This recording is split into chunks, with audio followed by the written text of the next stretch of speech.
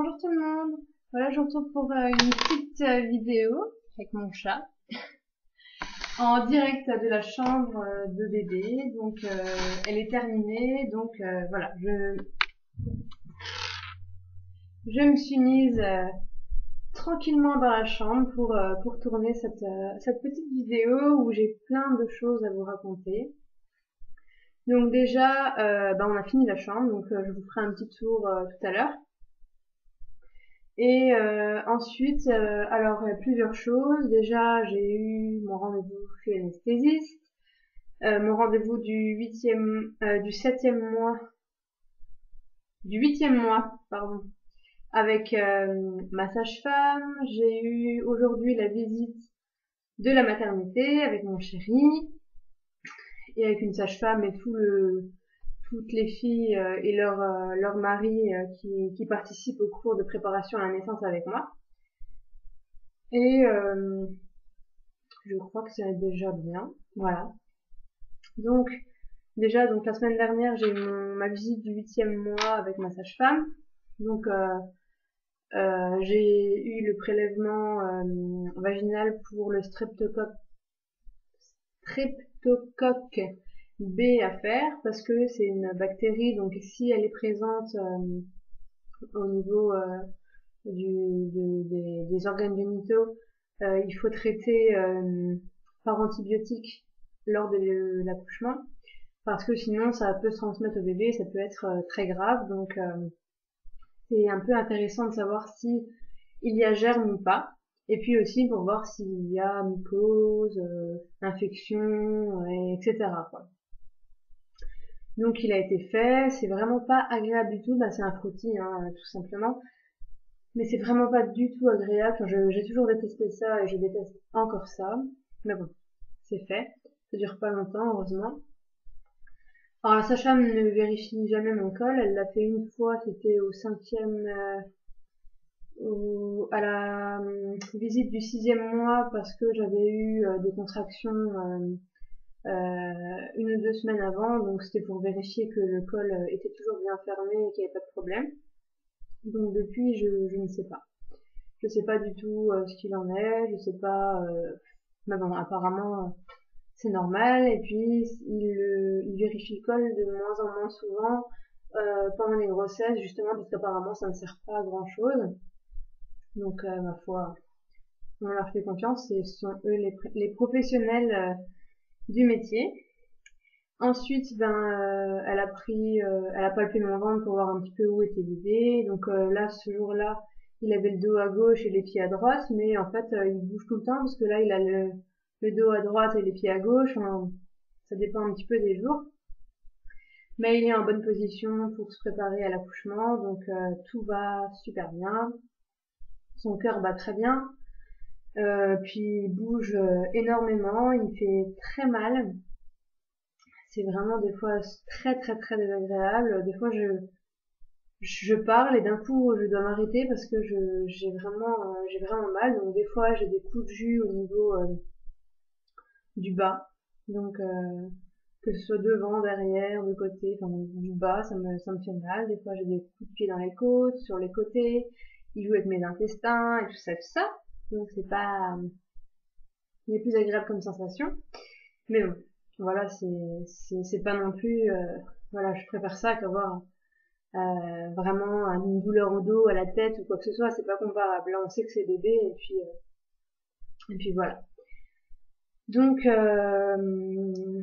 c'est tout. Je me suis pesée, donc je me pèse jamais chez moi ou si de temps en temps, mais je prends pas en compte le poids que je prends chez moi parce que tout simplement je me suis calquée sur les balances de mon gynéco et de ma sage-femme. Donc on peut pas, faut vraiment se référer à une balance et pas à 15 parce que sinon on s'en sort pas.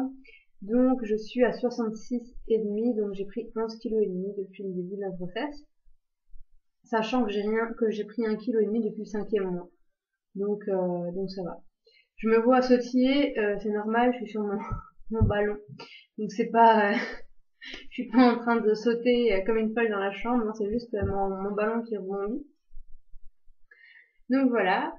Ensuite, ben voilà, mes analyses de sang pour la toxoplasmose, la rubéole, et puis les analyses d'urine pour le sucre et les protéines dans les urines sont toujours ok, il n'y a pas de problème. Ensuite, ben le lendemain, j'ai eu rendez-vous chez l'anesthésiste. Avant ça, on a eu le cours de préparation à la naissance, où on avait parlé ben, des contractions, de quand est-ce qu'il fallait aller à l'hôpital, etc. C'était vraiment génial. On apprend des techniques de respiration pour accompagner les contractions du début à la fin, donc on sait, et puis des postures sur le ballon. Moi j'en ai acheté un, mais on n'était pas obligé. Mais c'est juste génial, donc j'en ai acheté un et on a appris des postures à prendre, des petits massages que papa peut faire pour soulager, en tout cas le début et enfin du début à la fin des contractions en fait. Puis après ça, donc je suis allée voir l'anesthésiste, une grande dame très carrée qui fait très peur d'ailleurs, mais qui est très très très gentille. Bon, si j'aurais pas forcément elle, si je prends la péridurale, hein, ce sera le médecin qui sera de garde ce jour-là ou cette nuit-là. Mais voilà, elle était super gentille, elle a pris le temps de tout m'expliquer. Elle avait un petit morceau de squelette qui correspond au lombaire, au sacrum, enfin tout le bas du dos, pour expliquer vraiment bah, où il posait la péridurale, comment, etc. Elle m'a expliqué en quoi ça consistait, elle m'a expliqué comment que ça se posait, si ça faisait mal ou quoi. Elle m'a expliqué que bah, les contre-indications, elle m'a expliqué les risques, elle m'a tout expliqué. Enfin, vraiment, elle a pris le rendez-vous, il a bien duré 25 minutes où elle a vraiment pris tout son temps pour être sûre que je comprenne bien. Elle a revu tout mon dossier que j'avais pris et rempli sur mes antécédents médicaux, etc. Et elle m'a reposé toutes les questions, elle m'a aidé à y répondre si j'avais du mal, par exemple. On a toujours des questions auxquelles on sait pas trop quoi répondre. Là, elle m'a aidé en reformulant ou voilà, en me donnant des exemples pour que je comprenne mieux de quoi il s'agissait. Donc vraiment nickel. Et elle a regardé mon dos pour voir si ben, on voyait bien les vertèbres, etc. Moi, il n'y a aucun souci. Elle a même pas eu besoin de toucher mon dos pour voir que c'était nickel. Elle m'a pris la tension, donc elle a vu que j'avais une tension qui était assez basse en général. Donc bon, je tourne autour de 9-10 quand ça va. Donc 11 des fois quand j'ai de la chance, quand ça va vraiment bien. Et sinon autour de 9-10. Donc c'est pas une tension mirobolante quoi, mais bon je suis comme ça, c'est comme ça. Donc après, ben, ça fait peur. Elle m'a expliqué aussi ce qu'on fait en cas de césarienne. Elle m'a expliqué comment ça se passait aussi. Et puis, ben, elle m'a demandé si je la voulais ou pas, parce que bon, faut quand même qu'ils sachent un minimum. Et donc, moi, j'ai répondu.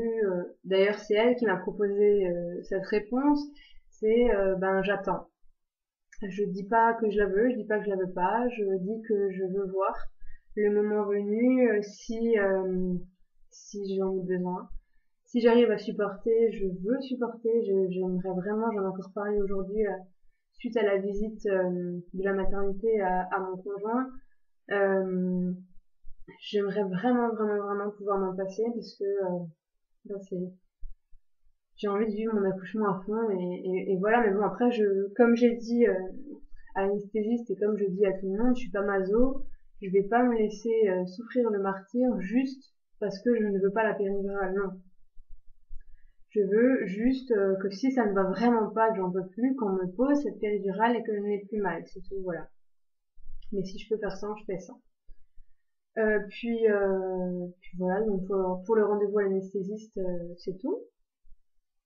Ensuite, ben aujourd'hui on a la visite de la maternité. Alors j'en suis encore toute rêveuse parce que bah c'est génial. En fait, je suis super contente et en ayant parlé à d'autres futures mamans ou d'autres mamans, ben je me dis que j'ai de la chance d'avoir une maternité comme ça près de chez moi et que j'ai de la chance de pouvoir aller accoucher dans un endroit comme ça parce que apparemment Toutes les maternités ne sont pas aussi bien, en tout cas sur le papier et en vrai aussi, puisque j'ai déjà eu des échos de femmes ayant accouché là-bas. Enfin, on est arrivé donc avec les papas. Donc on était 3 couples et une maman seule et accompagnée d'une sage-femme donc qui nous a fait visiter la chambre de pré-travail avec un ballon, des cordes pour se suspendre, un lit, le monitoring. Donc elle nous a dit que c'était ici qu'on irait quand on arriverait à la maternité le jour J ou même quand on vient à la maternité en urgence, c'est ici qu'on va. Ensuite, elle nous a fait visiter une salle de travail. Donc là, on se faisait un petit peu toute petite quand on est rentré là-dedans, parce que ça fait un petit peu peur. C'est tout. En plus, on est toutes pour notre premier bébé, donc forcément, ça impressionne. Et la pièce, c'est juste génial. Enfin, c'est une grande pièce avec un énorme poster en face du lit, avec des gouttes d'eau tout bleues. Enfin, c'est magnifique. Des fenêtres, donc c'est lumineux, c'est pas tout noir, tout sombre, non, là c'est vraiment super super lumineux, tout spacieux avec tout d'un côté pour les anesthésistes, de l'autre pour s'occuper du bébé des kinés, enfin il y a vraiment tout qui est prévu. Le lit, c'est Transformers, il se transforme enfin il peut bouger dans toutes les positions, et puis la maternité propose des accouchements en position gynécologique, en position sur le dos, mais pas forcément les jambes au-dessus, sur la laiterie, etc. Sur le côté, assise, semi-assise, accroupie, enfin vraiment toutes les positions qu'on veut, on peut les prendre pour accoucher, et ça je trouve ça juste génial, et c'est pour ça que je veux pas aussi la péridurale, c'est parce que ça a été prouvé maintes et maintes fois que la position gynécologique favorisait les épisiotomies et les déchirures, alors que les autres étaient beaucoup plus physiologiques, donc et qui pouvaient être plus faciles et mieux vécues aussi pour la maman, pour le bébé, pour tout le monde. Et ils proposent tout ça là-bas, donc je suis juste aux anges. Et voilà, donc elle nous a expliqué comment ça se passait, que quand est-ce qu'on serait transféré dans cette chambre.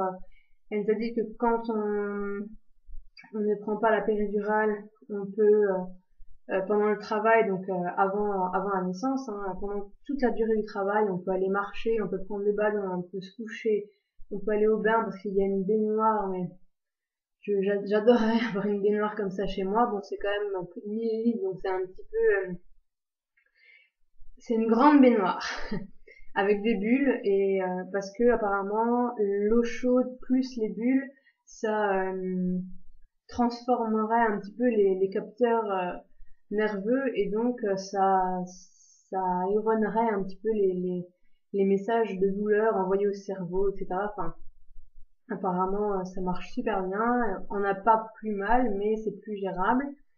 Et on peut y aller autant de fois qu'on veut. On peut rester 1 heure, on peut rester 20 minutes, on peut rester 10 minutes, enfin jusqu'à 1 heure quoi. Et la seule contre-indication qu'elle nous a dit, c'est de ne pas avoir perdu les os. Donc voilà. Ensuite, on est monté voir une chambre. Donc là, pareil, génial, une toute belle petite chambre.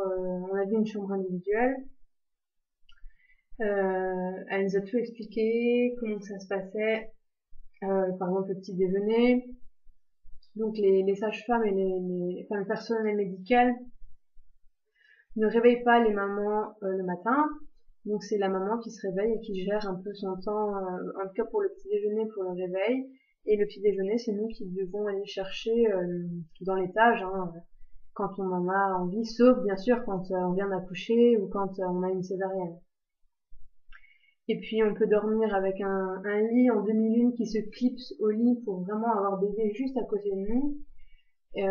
Déjà pour les femmes qui allaitent, donc c'est mon cas, moi je veux allaiter, donc c'est plus facile, c'est de devoir se lever, etc. pour aller chercher bébé. Et puis apparemment ça aiderait aussi bébé à se faire à ce nouveau monde. Donc, voilà, c'est juste génial. On a vu la nurserie, là où on ira prendre le bain avec bébé, on a tout vu, enfin c'était vraiment tip top, elle a vraiment pris le temps de tout nous expliquer. J'ai vraiment trouvé ça vraiment génial. Mon chéri était conquis aussi, moi aussi, j'ai hâte d'y être en fait, de vivre tout ça, d'expérimenter tout ça, etc., quoi, parce que c'est vraiment top. Ça donne envie, quoi. Ça fait peur aussi, mais ça donne aussi extrêmement envie, et j'ai qu'une hâte, c'est que bébé soit là, surtout que là, cette fin de grossesse commence à devenir de plus en plus compliquée, parce que c'est de plus en plus difficile. Le poids du ventre, l'essoufflement, là je fais que de parler, je suis assise et pourtant j'ai l'impression de venir de courir.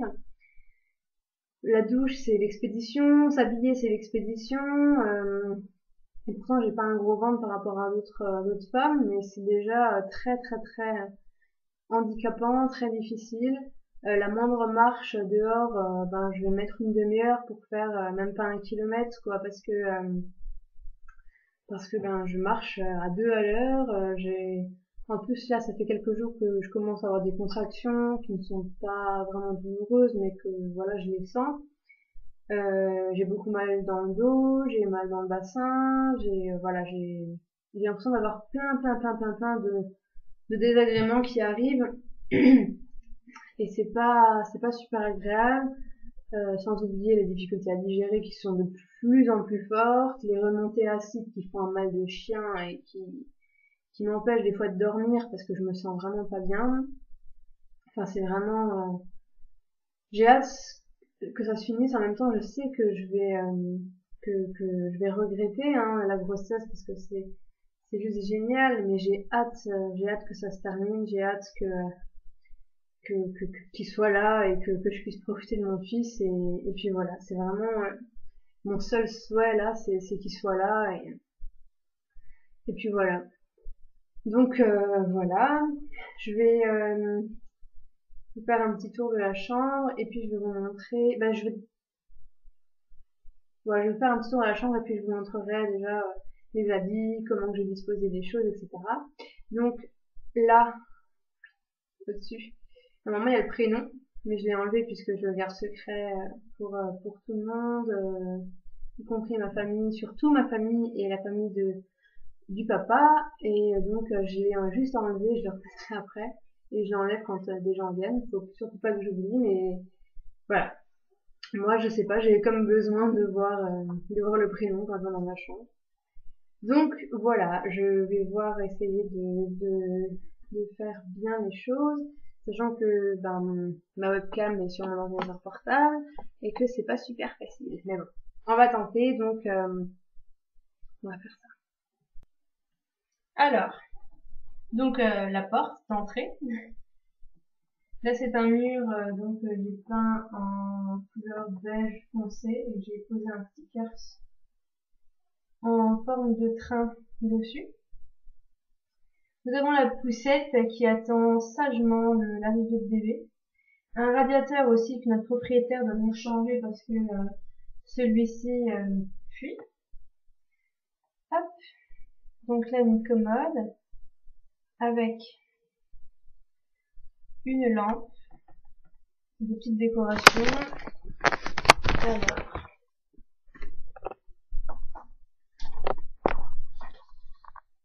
voilà, décoration que j'ai peint.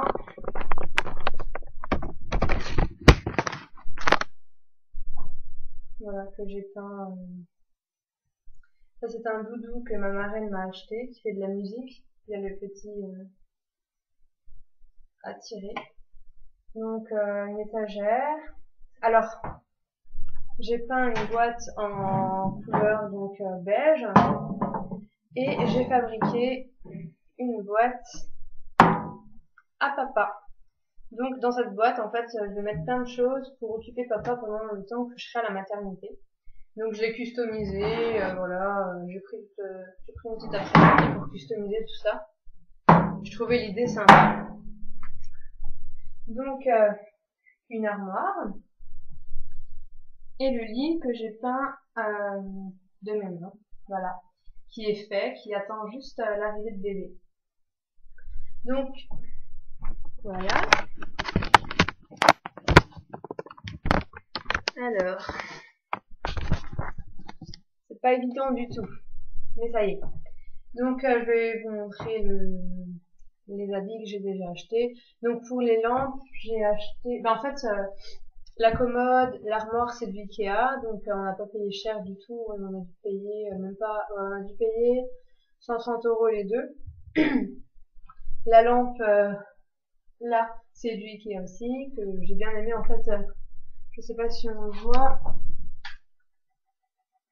hop, il y a des petits trous, et donc ça fait super joli. Et puis l'autre lampe, si je l'éteins on verra plus rien, mais voilà, qu'on a mis du temps à construire, c'est bien chiant, mais je l'adore. Donc, dans ma commode, j'ai mis tous les habits, tout ce qui est pyjama, vêtements, bavoirs, là, et j'ai classé donc par taille. Donc, ça donne ceci. Donc là, ça c'est l'étage, ici d'une naissance. J'ai quelques petits habits en naissance, donc juste un pyjama et des bodys en naissance. J'ai plusieurs bavoirs. Donc là, pour le moment, j'ai déjà assez pour quelques temps. Une petite casquette, on a craqué dessus. Et puis là, j'ai tout ce qui est en un mois, donc là j'ai encore des bodys qui vont arriver, qui sont en train d'être lavés, et des pyjamas aussi, parce que j'ai pas énormément, des petits bonnets, des baskets, et puis voilà. Ensuite, là c'est l'étage des vêtements de un mois, donc au moment vous voyez, j'ai rien, mais j'ai fait une commande qui habille, qui va arriver la semaine prochaine. Voilà donc l'étage des 3 mois. Donc il est un peu plus rempli, sauf de pyjama, et j'ai aussi fait une commande, j'en ai recommandé 3 ou 2 ou 3. Donc avec les bodys, les pulls, les t-shirts à manches longues, les pantalons, etc. Et le dernier tiroir, le 6 mois. Donc pareil, des pantalons, un seul pyjama, les bodys. Voilà. Ensuite, l'armoire. Excusez-moi pour l'image. Donc, voici l'armoire. Alors, donc, je vais poser ça et je vais vous montrer article par article. Si ma webcam veut bien tenir, bien sûr. Voilà. Donc, je vais vous montrer article par article, ce sera plus facile. Donc, ma belle-mère m'a acheté une espèce de gigoteuse, mais faite pour dans le maxi cosy. Donc, avec un trou devant, un trou derrière pour laisser passer la ceinture. Donc, super mignon, tout en touché velours, enfin vraiment super. Et c'est du 0,3 mois, donc c'est vraiment pour le tout début. Elle m'a acheté également une combinaison pilote. Donc là, c'est du 6 mois, je crois. Ouais, du 6 mois. Donc ce sera parfait pour l'hiver. Bien chaude, vraiment, enfin, doublée en polaire. Donc c'est vraiment tip top. Et puis j'ai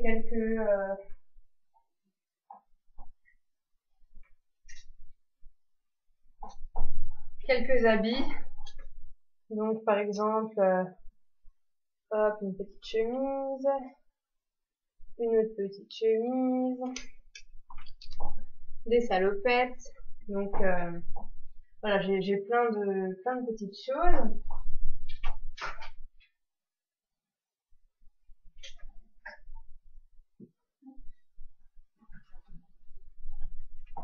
J'ai également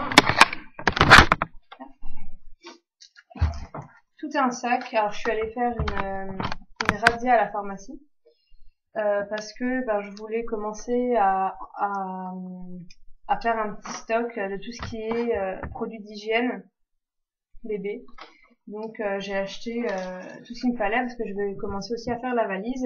Je referai une vidéo pour montrer ce que je mets dedans. Là, je vais juste vous montrer les produits que j'ai achetés.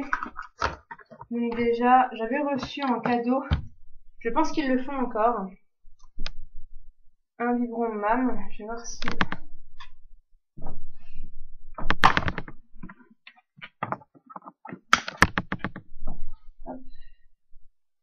un biberon MAM, c'est pas super mieux, mais bon, c'est pas grave. J'avais reçu un cadeau et vous pouvez aller voir peut-être sur Facebook, sur le Facebook de MAM ou sur le site internet, si vous montrez une preuve que vous êtes enceinte et votre adresse, tout ça, vous recevez sous quelques jours, quelques semaines, un biberon gratuit. Et puis bon, c'est un biberon 130 millilitres, donc super. Et puis c'est des biberons en fait qui se stérilisent tout seuls, donc juste en remplissant le bas d'eau et en mettant au micro-ondes, ça stérilise le biberon. Donc du coup j'en ai acheté un autre en plus grand, on voit vraiment rien, je suis désolée. On va refaire comme ça. Hop. J'ai acheté une tétine, hop, MAM aussi. On voit rien du tout. Ah, c'est mieux. Une tétine MAM, l'attache tétine qui va avec, et en produit d'hygiène, j'ai pris que des produits Mustela, donc le gel pour le corps et les cheveux. J'ai pris du Bepanthen pour les fesses. L'image est verte, désolée. Pour les fesses des bébés, les irritations, tout ça.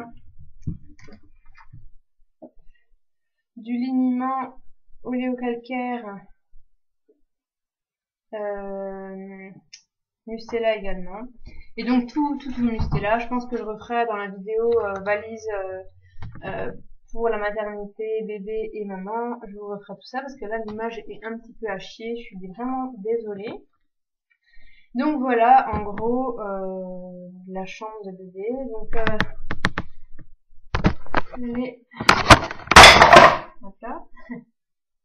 les tableaux, je les ai faits moi-même. Donc on ne voit plus vraiment bien la couleur, mais c'est pas grave, c'est en beige et en bleu, comme le lit. Et donc dans le lit, on a une gigoteuse. Celle-ci c'est du 0,3 mois, et celle qui est dedans c'est du 6 mois 3 ans. Donc voilà.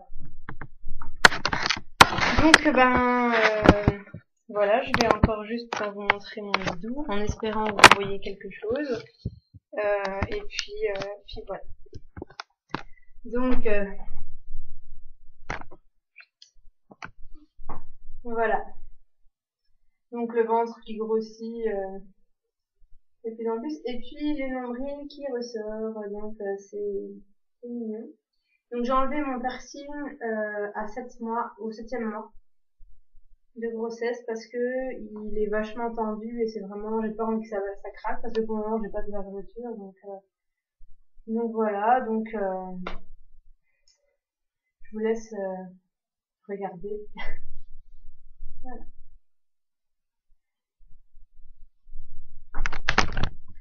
Donc je vous souhaite une très bonne soirée, un très bon week-end et puis je vous dis à tout bientôt.